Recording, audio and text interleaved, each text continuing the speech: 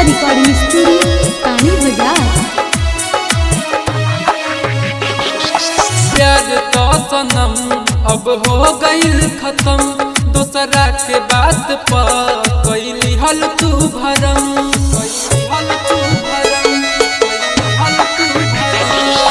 प्यार तो सनम अब हो गईल खत्म, दूसरा के बात पर कैली हल तू भरम।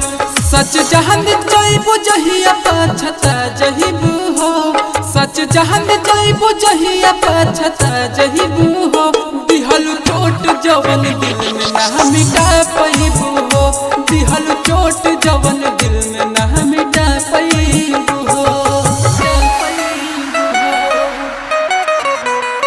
दिहल चोट जवन दिल में ना मिटा पैबू हो।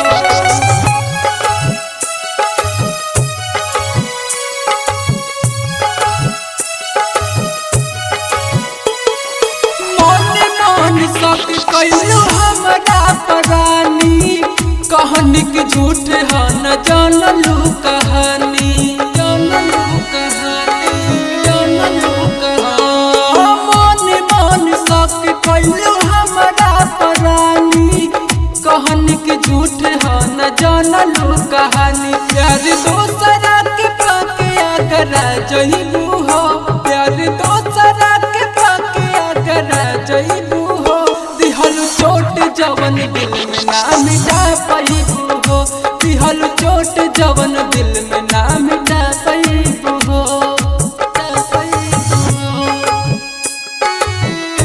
दिहल चोट जवन दिल में ना मिटा पैबू हो।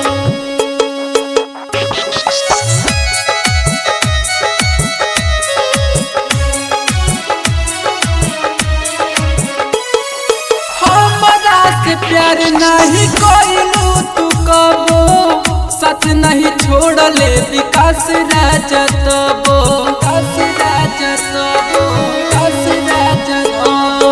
हमरा से प्यार नहीं कोइलू तू कबो, सच नहीं छोड़ले विकास राजा तबो। बाह सूरज आशीष से धरा जहिबू हो, बाह गोलू अखिलेश से धरा जहिबू हो, दिहल चोट जवन दिल में ना मिटा पैबू हो, दिहल चोट जवन दिल में ना मिटा पैबू हो। प्यार तो सनम अब हो गईल खत्म, दूसरा के बात पर कैली हल तू भरम। सच जहन जाइबो जहिया पछता जहिबू हो, सच जहन जाइबो जहिया पछता जहिबू हो, दिहल चोट जवन दिल में ना मिटा पैबू हो, दिहल चोट जवन दिल में ना मिटा पैबू हो। रिकॉर्डिंग स्टूडियो तानी बाजार।